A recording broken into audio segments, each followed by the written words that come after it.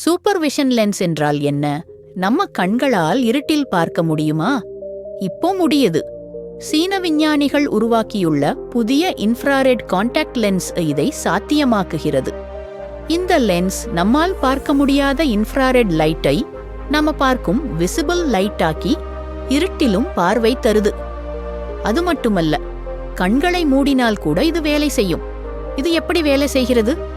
இந்த லென்ஸ்ல நானோ பார்ட்டிகல்ஸ் இருக்கும். அவங்க தான் இன்ஃப்ராரெட் லைட்டை விசிபிள் லைட்டா மாற்றும். இது ஒரு சாஃப்ட் பாலிமர் லென்ஸ், கண்ணாடி லென்ஸ் மாதிரி தான்.